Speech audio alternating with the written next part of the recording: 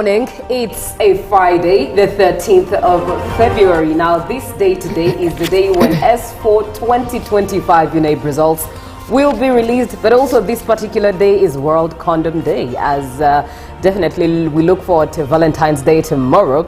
But above all else, this day today, it's a Friday.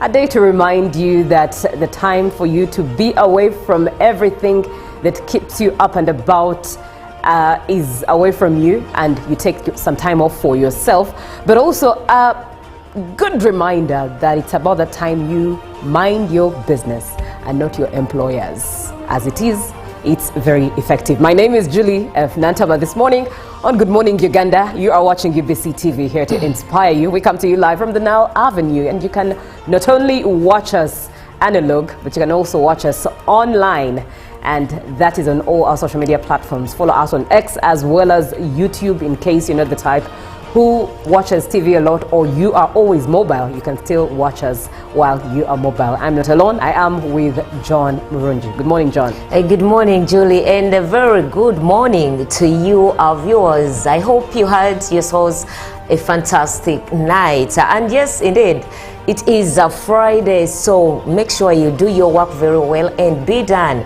Look forward to the weekend so that you can have some fun and have some stories, or make some stories for Monday morning. But besides that, to you, the vendors, I saw the KCCA mobilization van yesterday trying to announce to you street vendors to go off the streets and go book stores in the markets as early as possible, because once the deadline elapses, that is the 23rd of this very month, the KCCA officials and enforcement team will have no lighter note to take you in the courts of law to be arraigned in front of the judges. But besides that, yesterday, President Museveni, in his post-election statement, came out and said there is practically no opposition in Uganda. And he said the pro-people record of the NRM in Uganda does not allow a credible, truthful opposition to thrive. And he further said that the opposition's lifeline of cheating has been gone, or was gone during this last concluded election.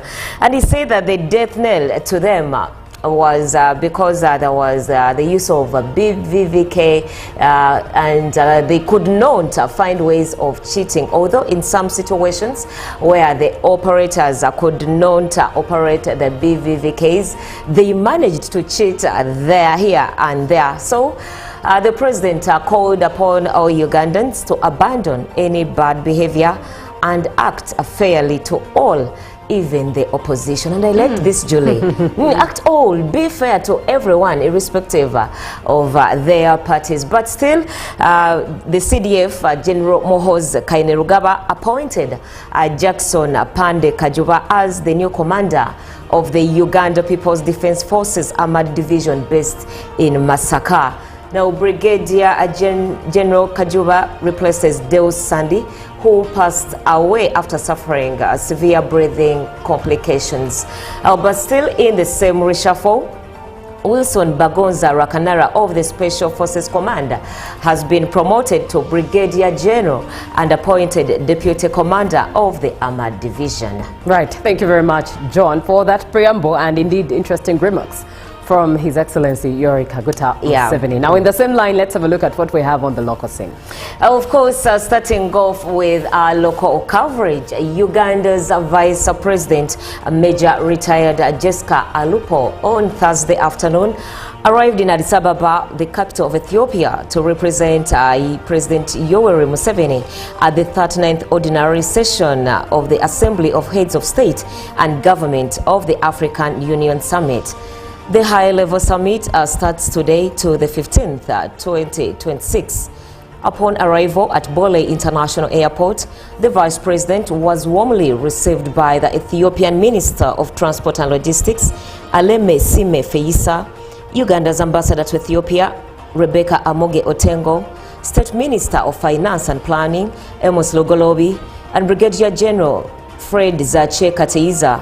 the defense advisor at the Uganda's mission in Addis Ababa, and other dignitaries. The 39th ordinary session of the Assembly of the African Union is gathering under the theme, assuring sustainable water availability and sanitation systems to achieve the goals of Agenda 2063. The summit follows the 48th ordinary session of the Executive Council, which is currently underway in the capital. It will also feature the 35th summit of the African Peer Review Forum of Heads of State and Government, during which His Excellency President Yoweri Kaguta Museveni will be inaugurated as chairperson of the APR Forum on 13th.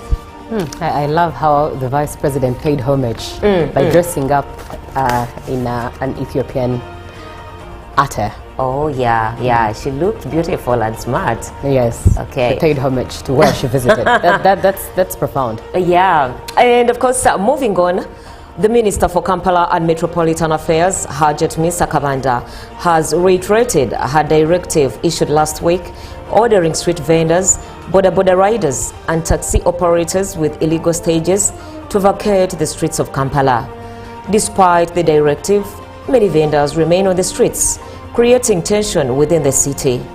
Border riders and taxi drivers operating without gazetted stages have also continued their activities, and this is resulting in congestion and uncertainty as the deadline approaches.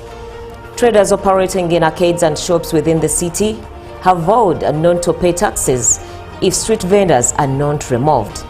They argue that they meet their tax obligations and pay rent for their business premises, while street vendors operate freely without similar costs.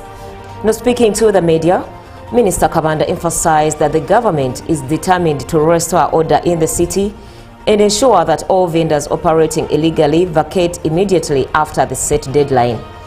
The minister also addressed allegations that some KCCA enforcement officers collect money from street vendors in exchange for allowing them to operate on the streets.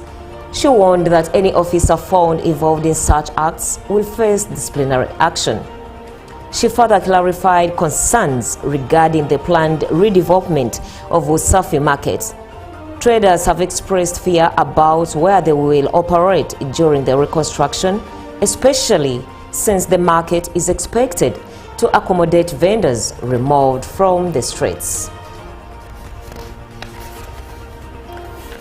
And forging forward, the City Hall Magistrates Court has charged and remanded Webisa Marvin on one account of aggravated robbery in connection with the death of Namulinde Diana, also known as Diana Skies.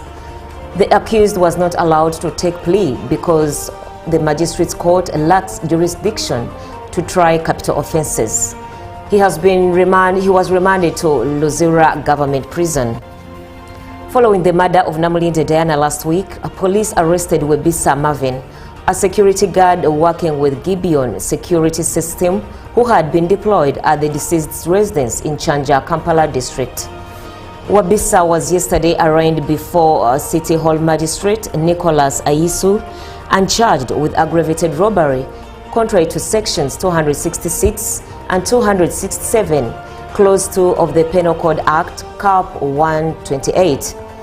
Prosecution alleges that Webisa Marvin and others still at large on 4th February 2026 at Chanja Quarter Zone in Kampala district robbed Namulinde Diana of an iPhone 17 Pro Max, a Samsung Galaxy phone, a power bank, earpods, a black laptop bag, 19 handbags and other items valued at approximately 18,620,000. The charge further states that immediately before, during or after the robbery, the accused allegedly murdered Namulinde Diana.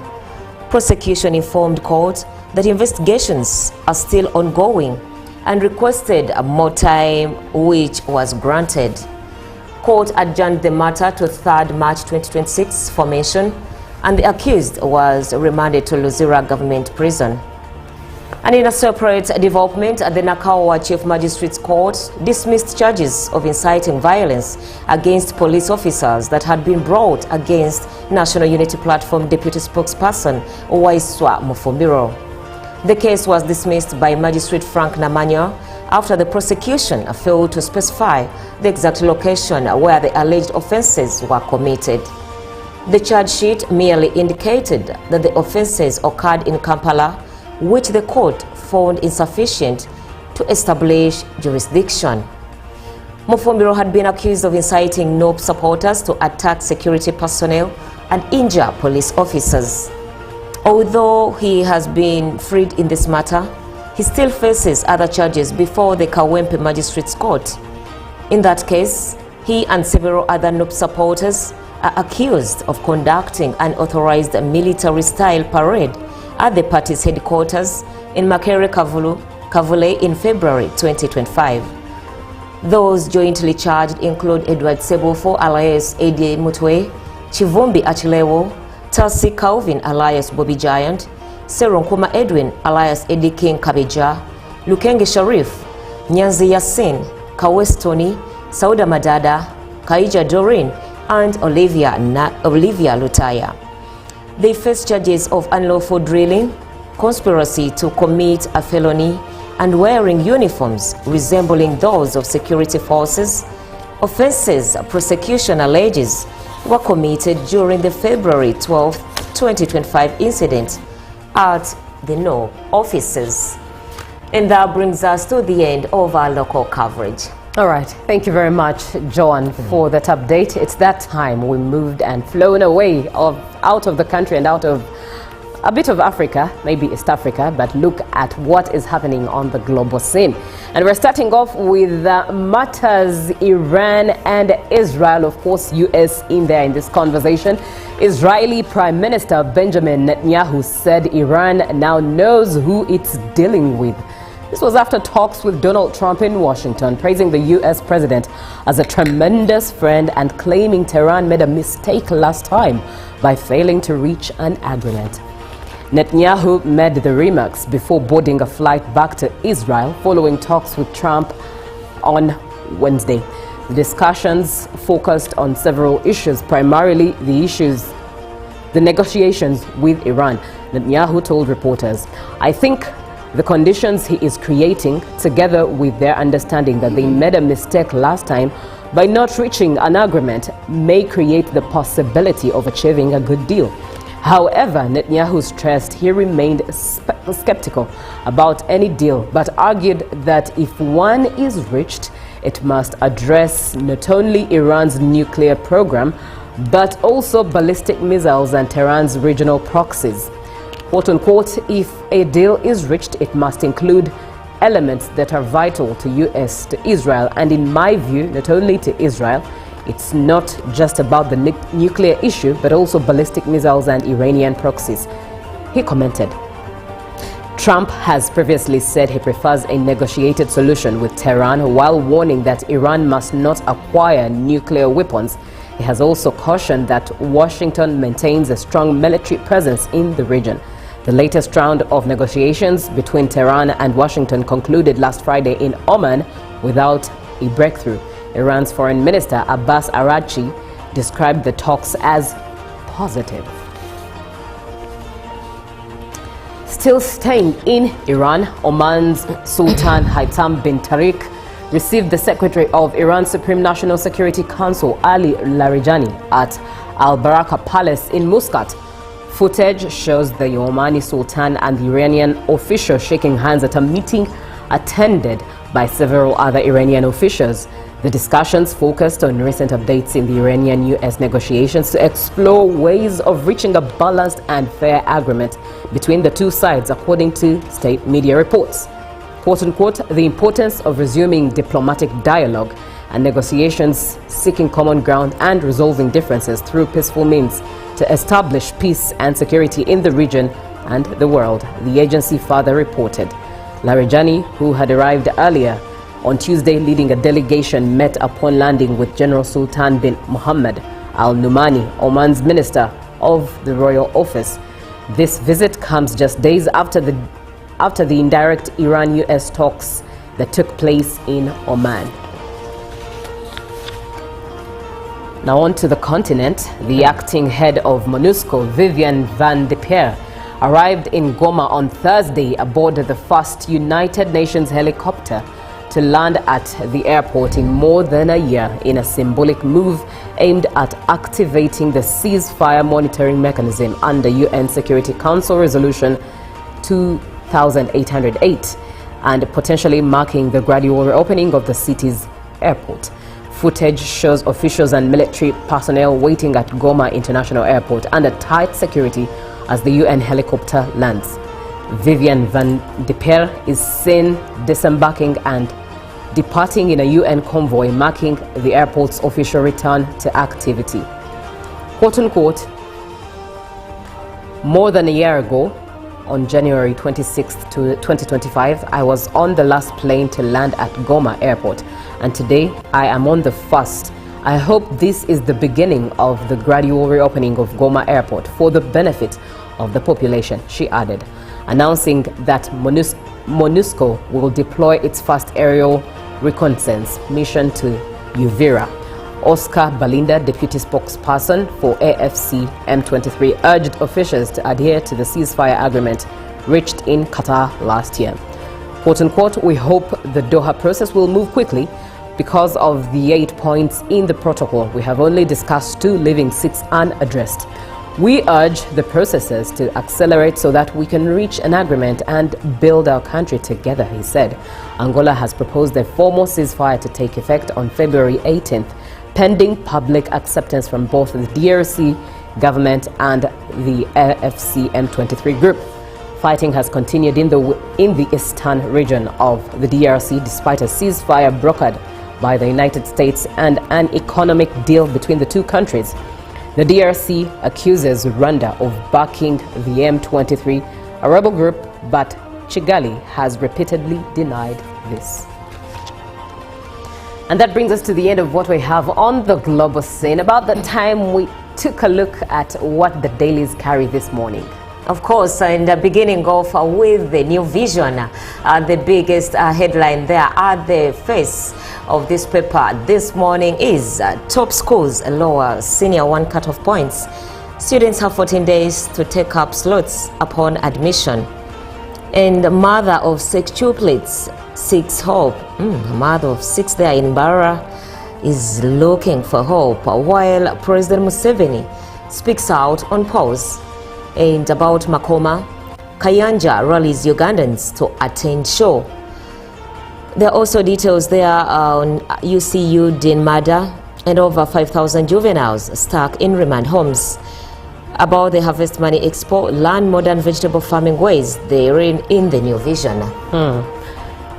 Looking at what we have in, that is the Daily Nation, that is in Kenya, we do have Things Fall Apart. That's a title of a book that we only read of. But this morning it's in a daily, Things Fall Apart. And Tribunal blocks Sifuna's ouster. That's the headline. Other stories, Kanja backs senators on arrest of rogue governors defying House committees. And Ruto dangles a carrot to key voter groups in his last full-year budget ahead of the 2027 polls. That is in the Daily Nation. But Tanzania has the Citizen. What does the Citizen have over there? And moving on to Tanzania, the heading there is New Tanzanian Labeling System Set to Fuel Tech Startups Growth. And Tanzania female scientists champion community-led malaria solutions. And Musigwa Akaria dismiss AFCON hosting fairs, say it is on track. While down there, Samia takes diplomatic engagements to AU headquarters. And what prosecution witness told court in Lisu's treason case. The CRDB unveils a fund for youth eco-innovators, still there in the Citizen from Tanzania. Right, a quick look at what the Gazette carries this morning as of the 13th of February 2026. Table of contents as always, but notices to pay heed to all whom these presents may come greetings. Be it known that on the 24th day of October 2025, Ahawe Rukundo Richard, an advocate of the High Court, has been appointed to be a commissioner for oaths under the above-mentioned act for so long as he continues to practice as such advocate and the commission is not revoked. Given under the hand of the former Chief Justice and the Chief Justice at the time, Alfonso Chigamori Owinyi-Dolo, on the 24th day of October 2025. Also placed for celebration of marriage, the church is Redemption City Church, RCC, Born Again denomination, Village Bwebaja in Chitende Parish, Sub-County Kajansi Town Council, and the country is Uganda, district is Wakiso, given under the hand of the Minister of Justice and Constitutional Affairs, Honorable Norbert Mao, as of the 5th day of February 2026. Also, a place of marriage to take notice of.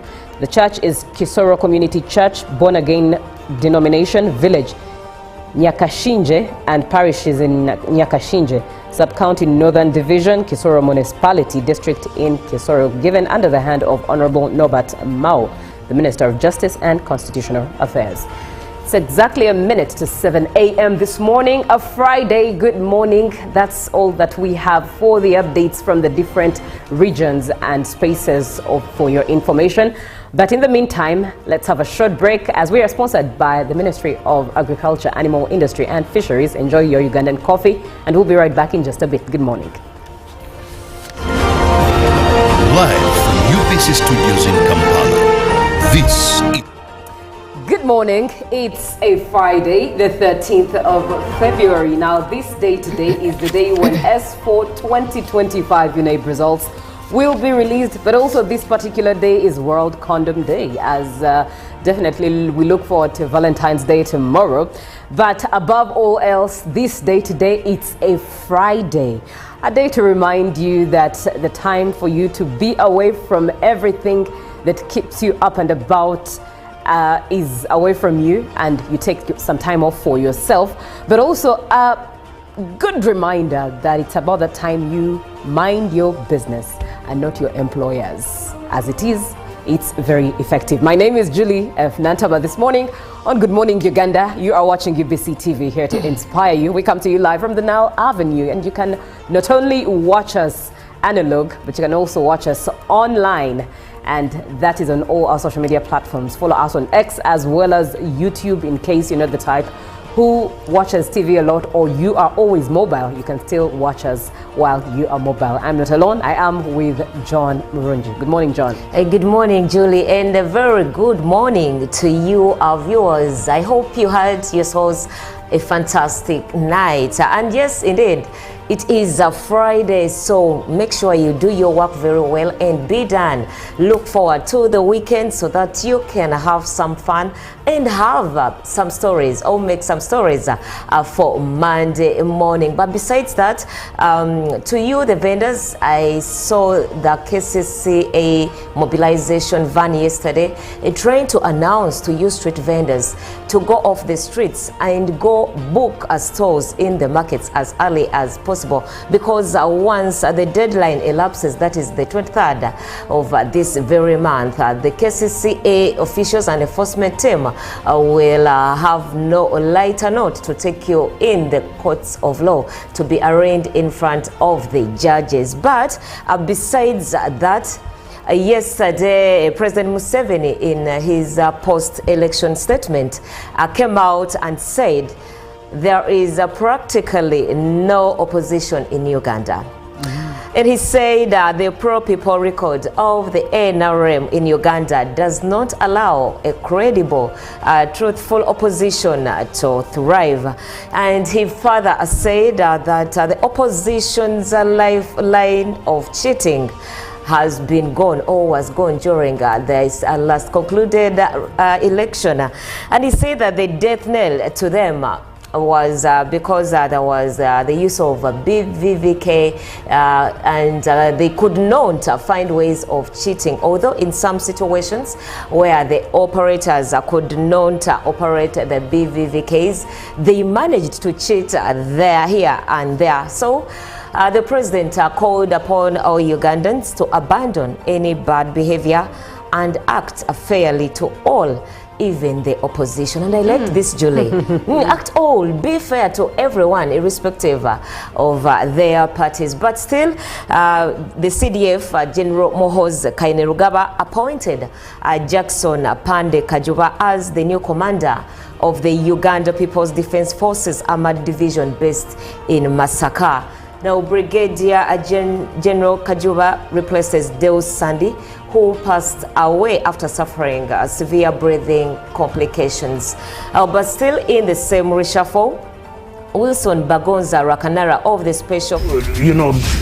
be preoccupied by giving credit to my servant. We have said that if we are to talk to General Museveni, there must be certain conditions in place. Is it true that you paid 5 million shillings to MPs that voted for? Was brought to you by... I'll call you every day, yeah yo, baby dondolo. You can now get all the Chibuzi out with MTN voice bundles. Call all networks, Kubei Dondolo.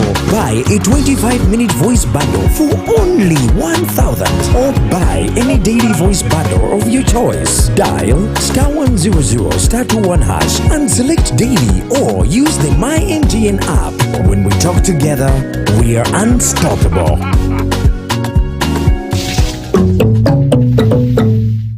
Exercise can't be sustained. Eating can't be stopped. It's even harder to lose weight. Come and give it a try. Ginshikang L-carnitine chromium capsules. Plant extract, scientific ratio. Take 3 capsules each time. The active ingredient accelerates fat burning.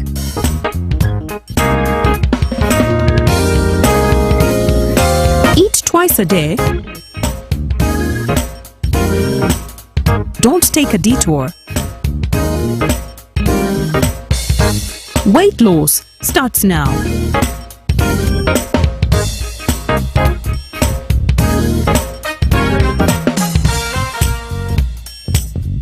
Ginshikang L-carnitine with chromium capsules helps you stay in shape. Please follow medical advice when taking this product. For more information, visit our website www.hgo.com or call 0800 335555. My question is, what is the difference between rental tax and income tax? How comes I'm paying both taxes on my own premises? If you want to have a tin, but you are not making any income from your business, you should take on the obligation to continue filing your nil return. Commissioner General, to invest in taxation. When people understand taxes and they know the importance of taxes and they know the fair assessment of these taxes they are supposed to pay, I think everybody will embrace taxation. As banning groupage cargo clearance protects small traders who cannot afford to import full container loads individually and rely on consolidation to remain competitive. Cargo to come in groupage is consolidation, it's legitimate, and we can't ban it. What we have banned or what we have stopped is the use of container leaders. Now, Fiona, the good news I have for you is that among the new tax proposals, Now you can get direct answers. Send your tax-related questions via WhatsApp or SMS to 0790-141-887 and the Commissioner General of URA, John Musinguzi, will personally address them. Tune in to UBC News Tonight every Monday and Wednesday for expert insights and clear explanations. Buza Commissioner.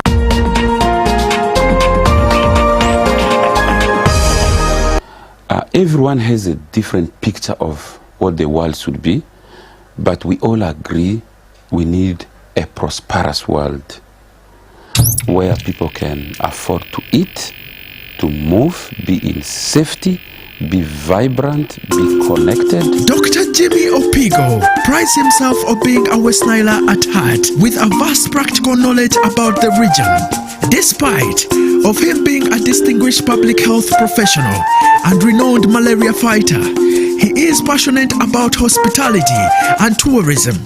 So West Nile is a very unique destination where you have water-based activities, you have mountain-based activities, several mountains, forest-based activities. So whether cycling, whether off-road driving, whether water-based activities, other advanced activities, this can actually become a tourism, diverse tourism city. But we need investment.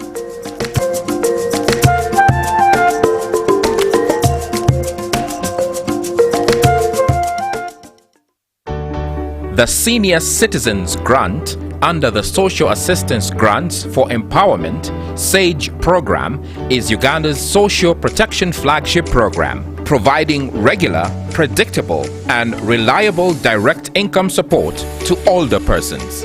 Since inception in 2010, the SAGE program has positively impacted beneficiaries' livelihoods, contributing to the overall national socio-economic transformation. The government of Uganda has continued to fulfill its commitment to the expansion and sustainability of the SAGE program, ensuring income security, dignity, and improved basic standard of living for older persons in all local governments across the country.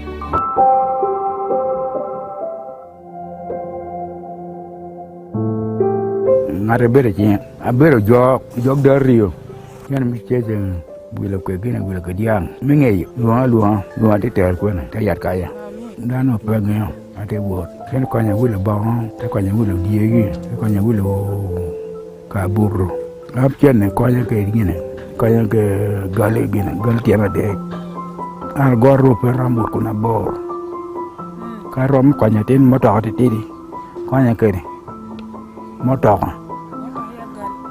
moto no man moto ko makutun agoro ana po yegera po ga minne kala korgina ana kobro po matek. This is a message from Expanding Social Protection, ESP, implementing the program under the Ministry of Gender, Labor and Exercise can't be sustained. Eating can't be stopped. It's even harder to lose weight.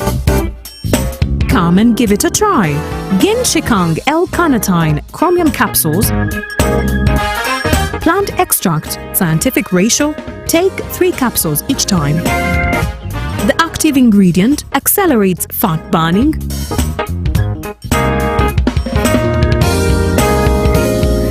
eat twice a day.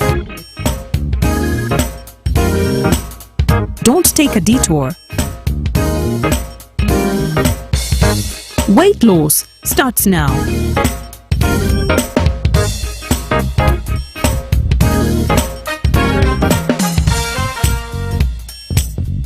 Ginshikang L-carnitine with chromium capsules helps you stay in shape. Please follow medical advice when taking this product. For more information, visit our website www.hgo.com or call 0800 335555. Live from UPC Studios in Kampala, this is Good Morning Uganda.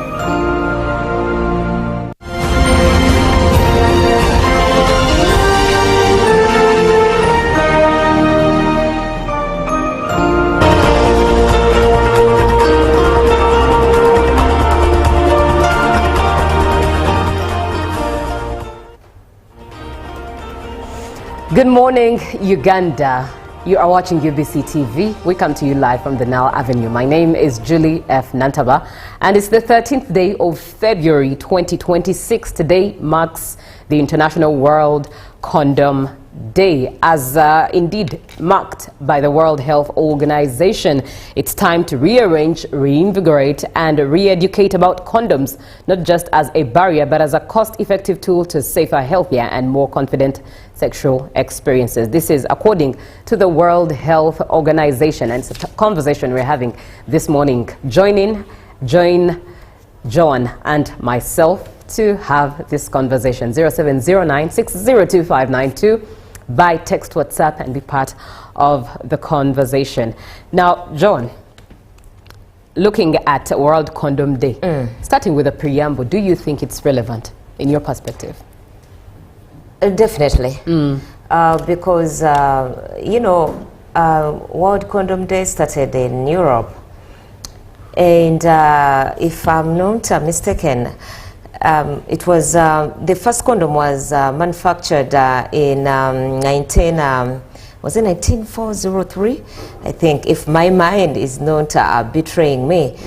And because there was need to have a means of protection while people are sexually active or while people are engaging in sexual acts, it makes it relevant to have the condoms in place, since so many youth, adults, young adults, and those senior citizens, and even the older people at times find it necessary to have to guard themselves. And that was even before the introduction of modern contraceptives like the IUDs, the injections, and the pills.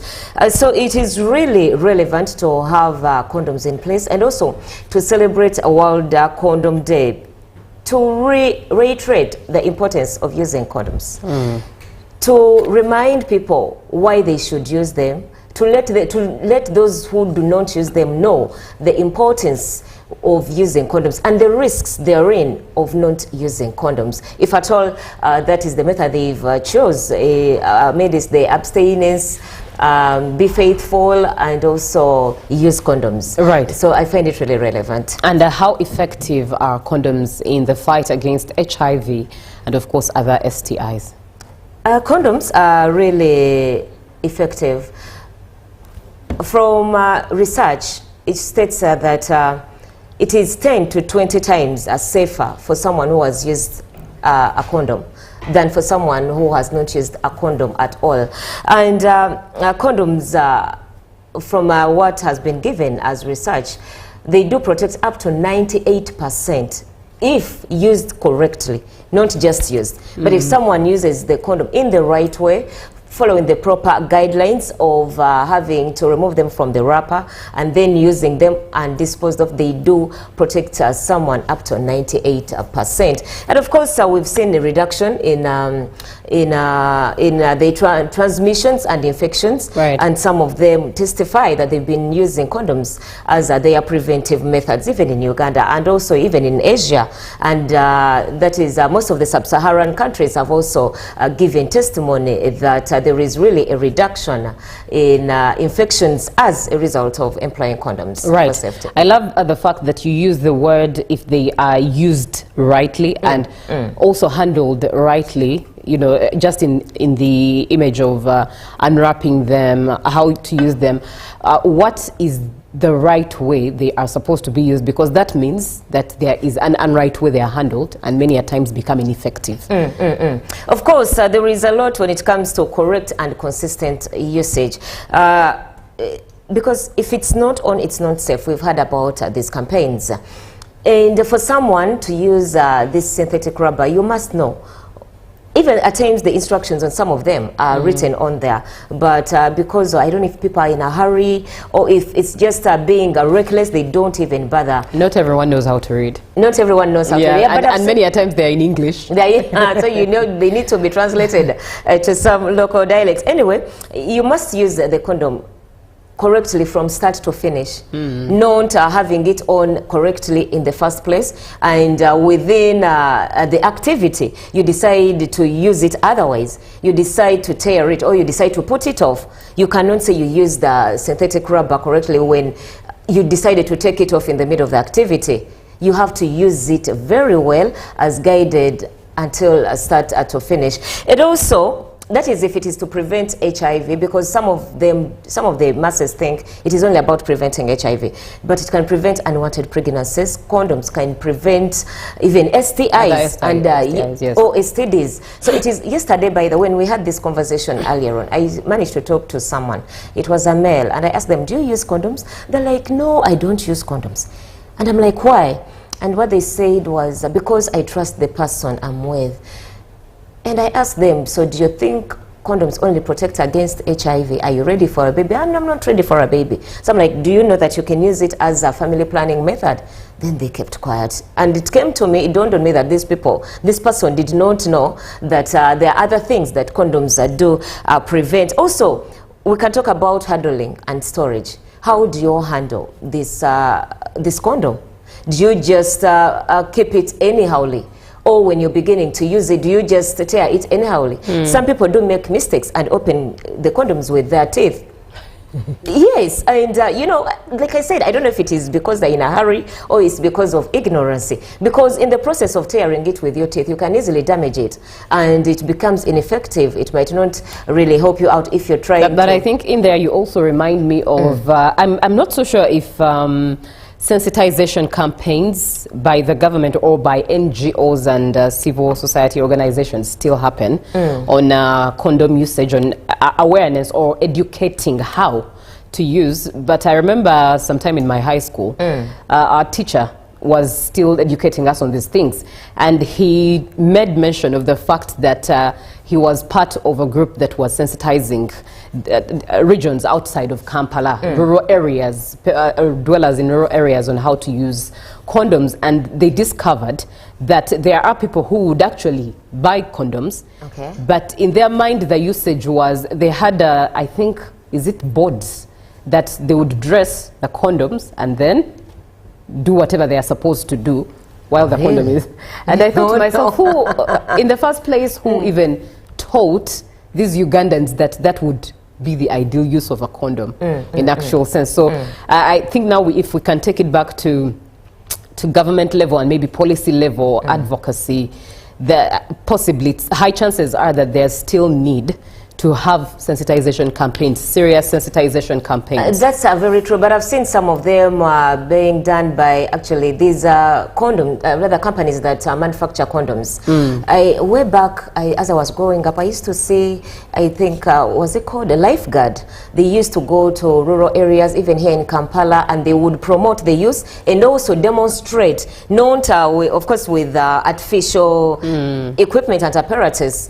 So they would show you how to use and how to dispose of. But also, when you ask me about the usage, let's talk about the expiry dates. When you purchase this condom, please look for the expiry date. And men, do not store your condoms in wallets or in cars. Because, for example, if it is really hot out there, the condom might heat up and there might be a disturbance, rather an interruption or a distortion with the latex or with the temperatures or with the lubricant that is used with the condom. So let's have a proper storage of the condoms. For the female condoms, we will not really talk about them so much because in Uganda, we have not yet embraced so much the use of female condoms. So I'll mainly focus on the male condoms. So avoid storing condoms in hot places. Putting a condom beneath a food flask because you're scared people may see what you're having in whatever parcel you are carrying, but desist from storing them in your wallets. You can even,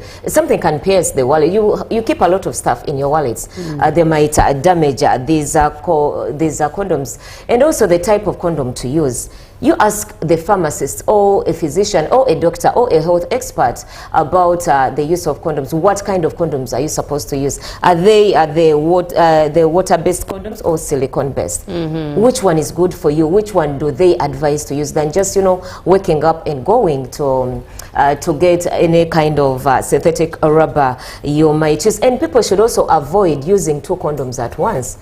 Some get so, I don't know if it is being mesmerized or being too critical that they do not trust even one. So they end up using 2 condoms at the same time or reusing the same condom.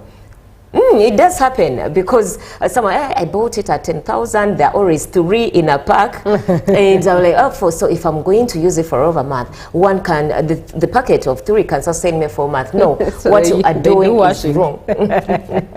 They use and wash and hang and 0709602592. Be part of the conversation. It's World Condom Day, a day that is indeed marked by the World Health Organization. But it's one that is timely, if you must say, because for the following days, 14th and 14th February, is where everyone loses their mind. You wonder why. That's something that beats my understanding. But perhaps you will tell me the why. But the World Health Organization deemed fit that 13th February should be World Health Organization as a way to sensitize and remind you of that condom and how important it is to prevent HIV and AIDS spread, but also STIs and unwanted pregnancies. This is Chigwe Livingstone from Luwezandeje Division. Thanks, Julie, and your colleague for the show. I don't think we have to celebrate such days because these condoms are against God's plan and they make human beings demoralized. Oh, thanks. Okay. This is Chigwe Livingstone. Thank you, Livingstone, for being on the show. And we'll definitely look into that perspective a little later on the show. We'll be having a guest who will also speak into that in particular. So stick around to speak his mind on that direction and that school of thought. A pleasure having you on board. Now, John. Indeed, it is a complex issue to answer that. You'd rather it's spoken into by an expert and one who has authority to speak into it. Now, John, let's look at still condom use and how it's a campaign contributing to the curbing of teenage pregnancies. But also, in that very same spirit, do you think it encourages promiscuity? Not promiscuity per se, but sexual acts amongst those who are young and are not yet of age? Condom use, of course, curbs teenage pregnancies because once they know, if this man or if this girl knows that it can protect me from HIV, from STDs, and also the pregnancy, so why not?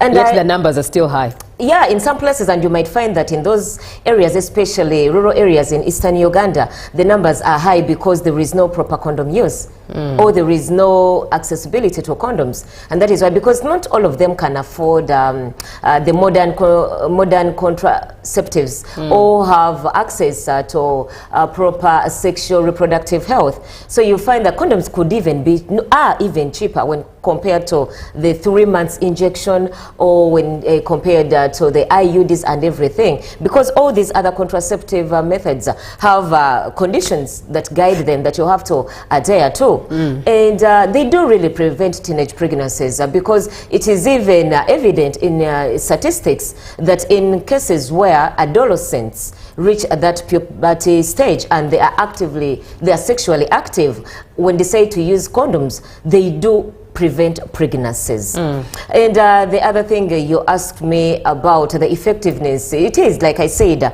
you pardon me, condoms, the rubber condoms were first introduced in 1855. I think that is over 3,000 years before Christ.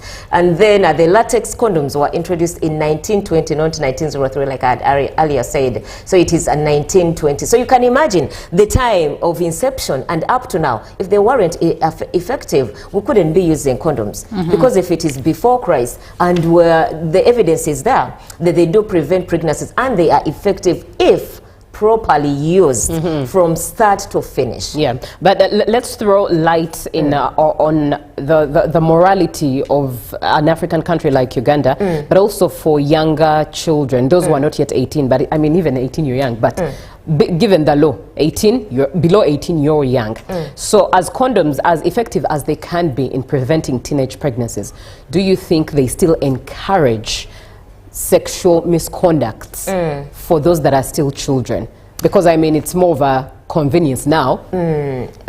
One, why would Ugandans feel okay to embrace AI which is modern technology, and you wouldn't want to embrace modern ways of preventing HIV, of preventing pregnancies and STDs, because condoms are more or less like the developed version of and cheaper version of preventing such situations. So one, it is very okay for Ugandans to use condoms, according to me, because it does a lot and it saves a lot, though there are risks involved. And when you talk about sexual misconduct, especially in schools, I doubt a child who is about 13 years can easily buy condoms. They can. Do they even know the use? It's this rather, do they know how to use it? By the time they are teenage pregnancies, it's because these kids are already exposed. So if they get to learn that there is something that will help me prevent a pregnancy, or maybe, and at that age, one of the things I've discovered is the fact that when you're immature in mind, many immature minds in Uganda, at least for the scope that I've studied, they mind more about getting pregnant than even the STDs. The HIV. Because pregnancy exposes you. HIV, no one will know easily. You know, so many young people are more focused on, I cannot get pregnant. And if at all there is a solution, they'll definitely go for it. Go for it. So you'll find that 13 years, 14, 15, high school children are exposed and are actually accessing condoms, either from their siblings, older siblings, in one way or the other. There's some access, easiest access to condoms. Which is okay, Julie, because what would one prefer? You know, not using condoms and then they get sick, or being safe and going on with the education. You would choose, you would, it's an opportunity cost. I may be shy to purchase a condom, but what are the risks involved? You can get even the 3 STDs, HIV, and the pregnancy. But when you use condoms, you can do away with all that. Life goes on, because when someone is sexually active, parents these days no longer have time to supervise their children, correctly supervise their children. They leave the kids at home, leave at 4 in the morning and come back at 9. What are these children doing at home? So if they are exposed to such information, I think the best we can provide them with is how safe they can be amidst all this. Because an adolescent who has become sexually active, you are not going to prohibit them from engaging in sexual intercourse. They will do it whether with your knowledge or not. So the rather safer they are, the better than, you know, being sorry. Right. Yeah. We are looking at World Condom Day and everything about condoms. So be part of the conversation. 0709 602592 by text, WhatsApp, and share your 2 cents. I can see the engagement is the conversation is quite lit, I would say, and allow me read some of your comments, dear viewer. Hi, thank you for the show. This is teacher Igalagwa Edward, but according to John's concern, the government has never told people about which type of condoms are to be used at particular times. People think they work at any temperature and any time. It's interesting. About storage. Yes, and I think his POV here is more of, as the government pushes for condom use, does the government, through the sensitization campaigns, also endeavor to share how storage is supposed to be. Perfectly fine. Good morning, UBC. I want to urge the government to continue advocating for the use of condoms, because it is true that this act of pretending to use condoms, when they don't use it, are the young people. I advise the Ministry of Health to use these young adolescents to advocate for this mobilization. Secretary General of Zombo District Youth Council. This is Prince Rasul Idris. Thank you for being on the show. Hi, good morning. This is Fortune watching you from Kabale. What is your take about women who don't like using condoms, saying they bring side effects to them like burning and sort of? Interesting. What are your my 2 cents here are, I mean, there are different types. So there would be a type that is more convenient. And these are usually the more expensive ones, as John shared the examples. And those that are usually commonly on display are the ones that have a bit of such effects. Yeah, of course, like I said, there are water-based lubricants, there are latex, there is rubber, so it's synthetic rubber, so you can choose from whatever you feel like. And by the way, Julie, lab tests confirmed, if you're out there and you're still in doubt of how effective condoms are, from the laboratory laboratory tests that have been done, they indicate that condoms are impossible to the virus, especially. Right. Yeah. Good morning. Condoms are used in towns, but in villages, they are not common. We use... Use what? Who is that? Oh, wow. They use what? Buvera. This is Brian in Kanungu, who says that for us, we use Buvera. Okay, that is unfortunate. How do you use it, though? Anyways, Brian, thank you so much for being on the show. And I hope this is a point of awareness, really. It's funny, but it's true, as they say here in Uganda, that thank you for the show. My question is, which is the most effective condom? Are they all the same? Or because most people prefer company condoms to government condoms? Oh, well, I'm not so sure if we have the authority to speak into this, because we're not experts. We're just sharing our 2 cents and perspectives on condom use, all right? So do not take any of what we are saying as the facts. We're speaking from experience, what we see, what we study as journalists, and those who carry stories on from people, human interest stories and opinions, as well as what is said, you know. But of course, the truths that we share and the facts that we share are also from those experts that we've talked to. But for this particular question, we definitely cannot speak into it at all. Thank you for the program, and it's really a good program for the wise. This is Kato Shafiq. Okay. Thank you, Shafiq, for being on. World Condom Day is today, the 13th of February, and we're having a conversation on that very topic.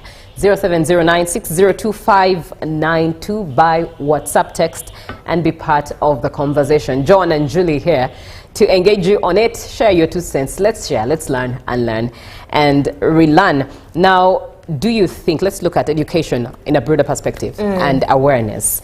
Starting off with education in schools, do you think condom use should be part of sexual education?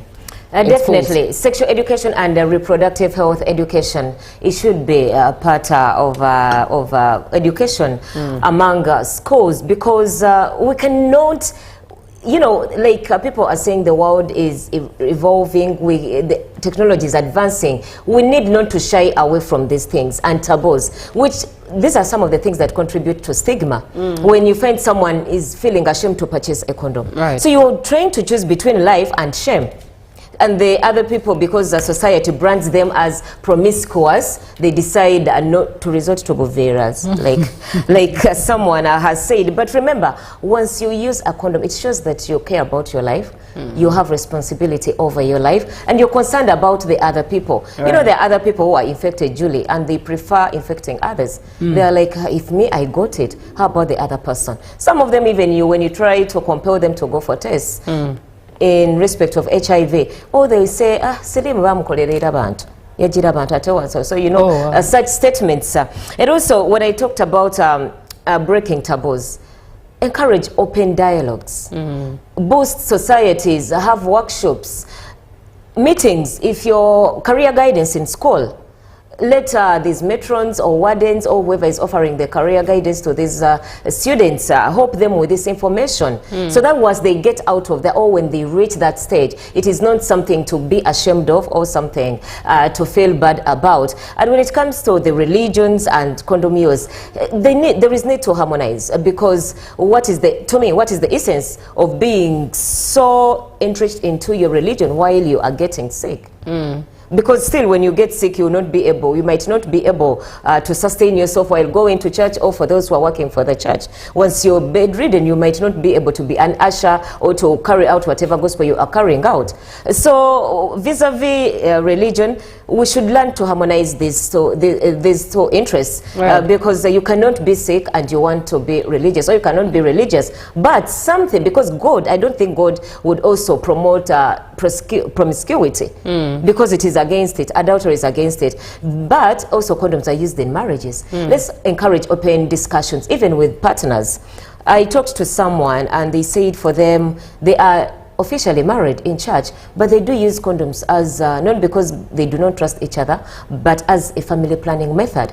When the safe days for the woman are done, they decide to resort to condoms, because when the person tried to use the IUDs, the body could not sustain that. A lot came with it, because like I said, there are so many consequences, side effects, thank you, for using all these other family planning methods. So they resort to condoms, but because we stigmatize people who use condoms, we find them as obscene, as unfitting in the society. So when we break all these barriers, all these myths and all these taboos, we are going to be good to go. And also normalizing purchasing them. Let it not be something someone must worry about. Right. You find someone is in the queue, they're about to get to the counter to purchase condoms, but they decide to shy away and sit down. Speaking of which, is condom responsibility unfairly placed on men, in your view? Or who should be responsible? Both genders, both genders. But with the African culture, we know most of the times, I did not say all, but most of the times, it is men who initiate all these activities, sexual activities. So personally, I think it was about a year ago, I was having a conversation with someone, and I said, most of these infections are reliant on men. Because a man, you decide whether to have the condom on or not. Me as a lady, I might be vulnerable, that even when I insist, I can easily be raped, I can be defiled, and I have no option. Even when I insist that you cannot have intercourse with me without a condom. But you, the man, it is you who decides, let me rape this person, let me defile this person, or let me have intercourse with this person, whether they've accepted or not. So if it is upon the male gender to make sure at least they do. So to us, actually a larger degree, not all degrees, but to a larger degree, the responsibility is on men. Yes, but even for ladies, it is okay to carry condoms. If you're visiting your boyfriend, or if you're moving, you can. I have a sister who carries condoms around, and she told me, no, you can carry condoms. If maybe someone is trying to rape you, you can at least try and tell them, I have no way out of this, but please help me and use a condom. And also there's some, I once went for an HIV test, and a doctor told me, you can only know the value of being negative once you are told you are positive. That is when you realize the importance of being negative. And if you find you're overwhelmed by men, if you're a guy, you tell them I'm sick, most of the men will be, oh, she's sick. But when you know you are not sick, you are and I've used this, Julie, by the way.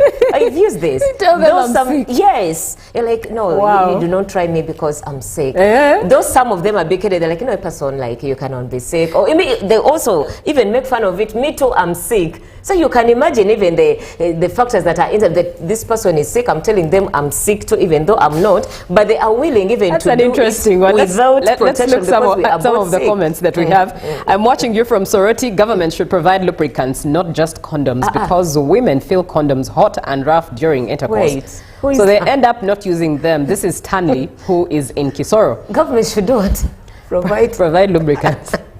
Good morning, UBC. Ask ladies how they feel when males use condoms. And most ladies say, Julius in Kisoro asked the ladies how they feel when they use condoms. And most ladies say they don't please them. Is it true? Why are you asking us? You asked. Anyways, this is Musinguzi Andrew, who says, thank you for the show. Some people fear condoms due to the fear that they cause cancer. Kindly elucidate. That is a myth. That's a myth. Because like you see in Uganda, Ministry of Health together with NMS, National Medical Stores, they make sure that they distribute condoms that are in standard with the World Health Organization and also ISO. So they couldn't distribute something that is cancerous. That is the myth. It is not true. Good morning, J&J. This is Simon in Gulu City. As we celebrate International Condom Day, it's our reminder. It's our reminder. I think it's to remind us that our health is our priority. But why female condoms are not in use on a large scale? Simon in Gulu is wondering why female condoms are not in exposure. Good morning, presenters. Married women no longer prefer condom use as a way of family planning method. No longer, or do prefer? Is he married? I don't know. Is it from experience? This is George George, thank you, George, for sharing your opinion. Now, in the interest of time, John, what would be your parting shots on this day, especially as we look forward to Valentine's? Government is promoting the use of condoms through the Ministry of Health and also National Drug Authority. These condoms are safe and they are very okay. You just need to check for the expiry date. And also places with high-risk areas, like, for example, where there are sex workers, like I said, islands the other day, and also rural areas. Please, government is providing condoms in facilities. Go to a government hospital. It could be health center 1, 2, 3, or 4. You ask them where they are located. They will provide you with these condoms. And also about quality assurance, Ministry of Health ensures that the condoms that are distributed by the government are of high quality. Like I said, it is up the standard of ISO and also the World Health Organization. So please do away with those myths about condoms, especially those that are distributed by the government. And also there is a national condom policy and strategy that encourages the consistent use of condoms. The key word there is consistent. I would add proper use from start to finish, because you know, I've heard of stories. Someone says the first time I will use a condom, the second time now we are okay. After 3 months, once the window period has elapsed, they'll be like, now this person, I trust them. But remember, you don't know who the person you're sleeping with is sleeping with. There is a big sexual network, even with the married people. So please take care of yourselves. Do not trust anyone else apart from you. The only time you can know the power and the value of being negative or doing away with that pregnancy that was not intended, or with those STDs, is when you know that you're pregnant, or you are HIV positive, or you've gotten gonorrhea, syphilis and all those other diseases that can be avoided by the use of condom. Also, the government has partnerships with groups, with international donors, for example, Global Fund, and these help out. They've liked NGOs, especially in rural areas. They've managed to distribute condoms to assist government, because I think 2025-2026 government has procured over 250 million condoms, so as to help out on the masses, those who cannot buy themselves these condoms. And also awareness campaigns ongoing. And by the way, the government, I think, should use the media so much. I've seen them, the Ministry of Health, advocating campaigns for the use of condoms. Oh, if you cannot use condoms, you can use the ABC. Let's be well, let's be positive to using condoms. If it is not on, it is not safe. You know, there are those slogans that are being used in Uganda. Oh, just use it. Some say safer is sexy. So let's just embrace the use of condoms. Right. Thank you very much, Joan, for that beautiful parting shot. And well, from me, on this day, the government of Uganda has played its part. It's still playing its part in protecting you as a Ugandan. The government, indeed, as John has stated, the statistic, over 250 million condoms are procured annually just for you as a Ugandan, for your safety, and at the end of the day to for this year, by the way, and you find that almost every week they need to distribute over, like every month they need to distribute a lot of condoms to the masses. So the government has played its role in protecting you, and what else can it do?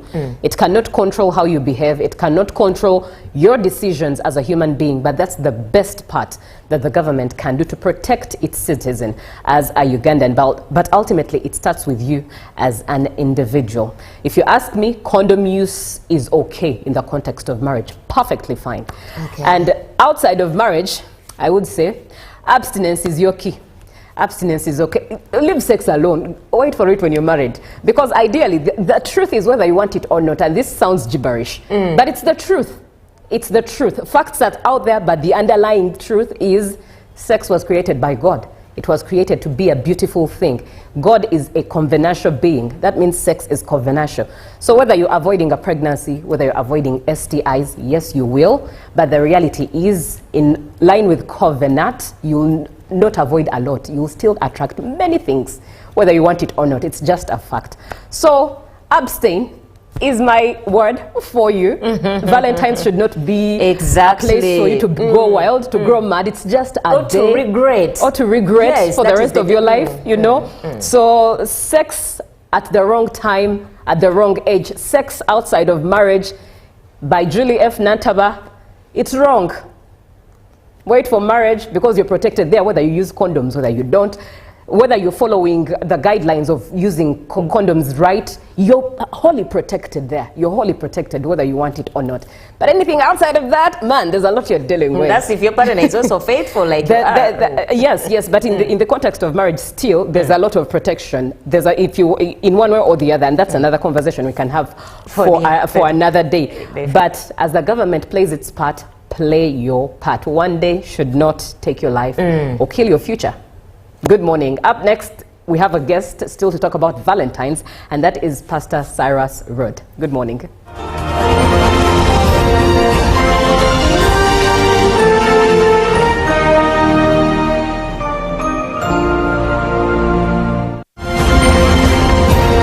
Live from UBC Studios in Kampala, this is Good Morning Uganda.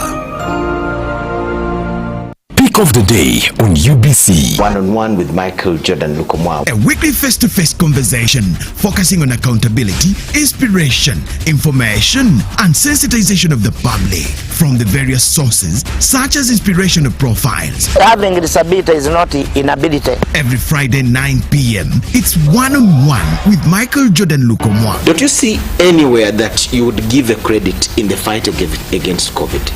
My role as the owner of the country is not to, be preoccupied by giving credit to my servant. We have said that if we are to talk to General Museveni, there must be certain conditions in place. Is it true that you paid 5 million shillings to MPs that voted for? Was brought to you by I'll call you every day, yeah yo, baby dondolo. You can now get all the Chibuzi out with MTN voice bundles. Call all networks Kubei Dondoro. Buy a 25-minute voice bundle for only 1,000 or buy any daily voice bundle of your choice. Dial *100*21# and select daily or use the My MTN app. When we talk together, we are unstoppable.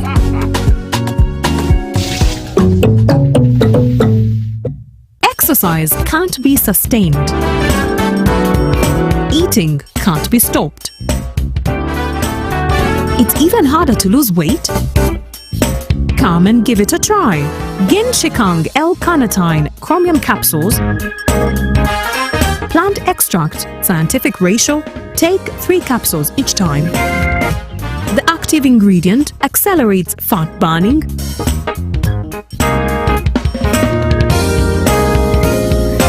Eat twice a day. Don't take a detour. Weight loss starts now.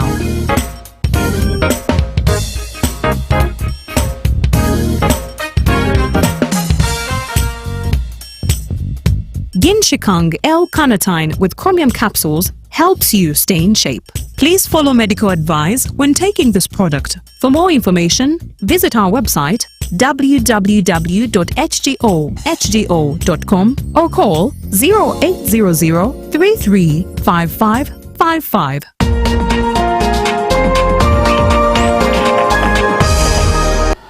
Everyone has a different picture of what the world should be, but we all agree we need a prosperous world where people can afford to eat, to move, be in safety, be vibrant, be connected. Dr. Jimmy Opigo prides himself of being a West Niler at heart with a vast practical knowledge about the region. Despite of him being a distinguished public health professional and renowned malaria fighter, he is passionate about hospitality and tourism. So West Nile is a very unique destination where you have water-based activities, you have mountain-based activities, several mountains, forest-based activities. So whether cycling, whether off-road driving, whether water-based activities, other advanced activities, this can actually become a tourism, diverse tourism city. But we need investment.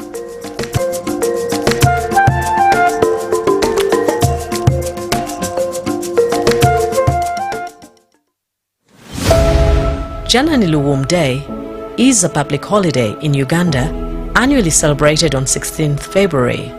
It marks the day in 1977 when former Archbishop of the Church of Uganda was martyred for his courageous stand against human rights abuses during Idi Amin's regime.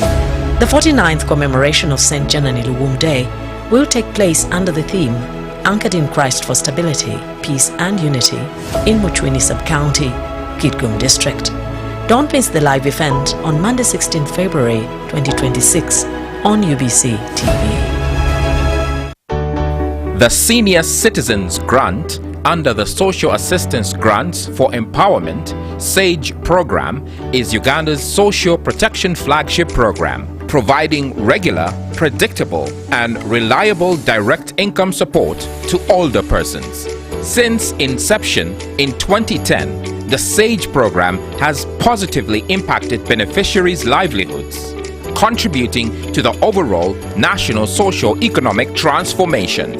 The government of Uganda has continued to fulfill its commitment to the expansion and sustainability of the SAGE program, ensuring income security, dignity and improved basic standard of living for older persons in all local governments across the country.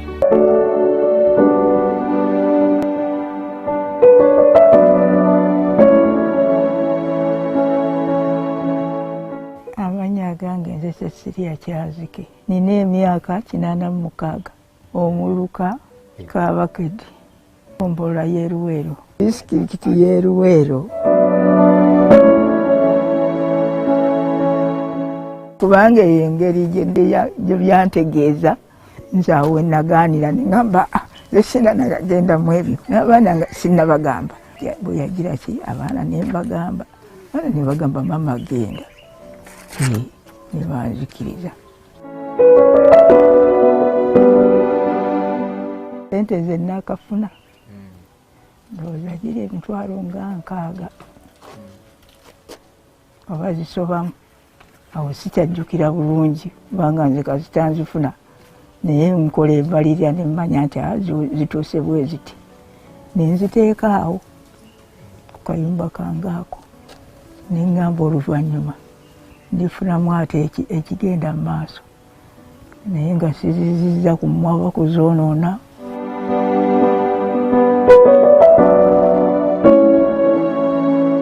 Nzizimbyemu akayumba ennyumba yange sente ezo ekyokunyamba mu bukadde bwange ofuna omupangisa ng'oyo ng'omuteekamu ng'ofuna ebintu byonge ebyo ng'oterekamu abaana bazze bakuŋŋaanye.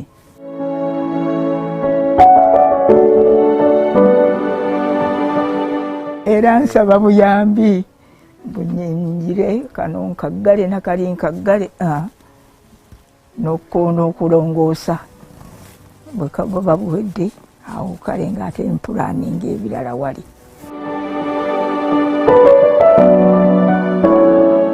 Neebaza nnyo nnyo era nsiima ne ssekusiima kubanga ssinza kukisuula wadde nange nnyongerako naye ziri ze zisinga okumpagira.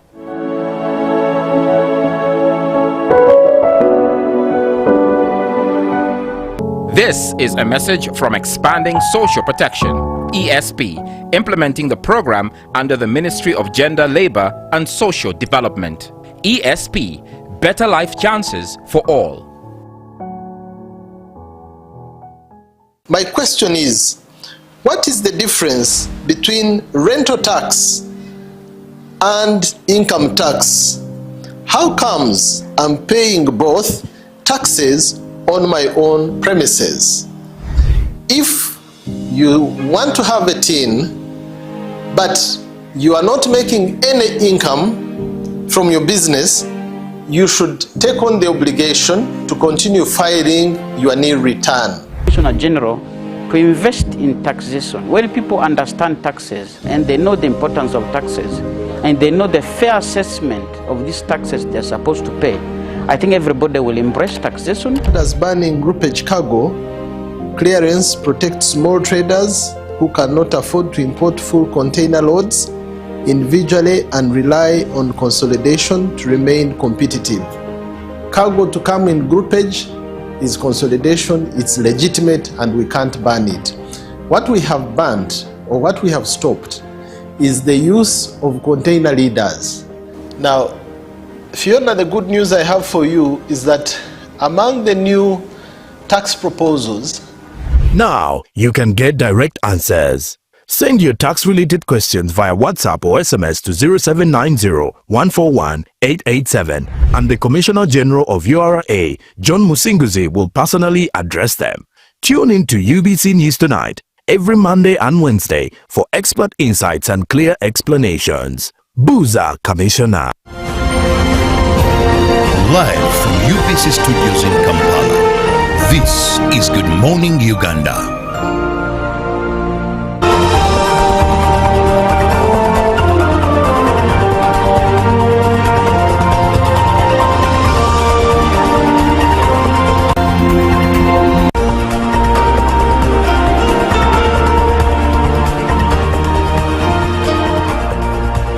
Good morning, Uganda. It's a Friday and one that allows us to engage in topics that affect you and us, right from our homes, right from our personalities as individuals, as we sprout to the rest of the world. And this Friday is not any other because tomorrow is Valentine's. We're trying to understand what Valentine's is exactly, or are we getting it right? Are we even supposed to celebrate it? What is it exactly? Is it our thing? Should it be our thing? As it is for God and my country. In studio with us, we do have Pastor Cyrus Road, the host of Marito Bliss, Marito Bliss, to speak into this particular matter. But this is what you are going to do as you learn and learn and relearn. Do tell us what you understand Valentine's is. What is it to you? What does it mean? 0709-602-592. My name is Julie F. Nantaba. Good morning, Pastor Cyrus Road. Good morning. How are you? Always a pleasure having you. I'm always honored to be here with you. Thank you so much. Looking forward to learning and learning. Okay. And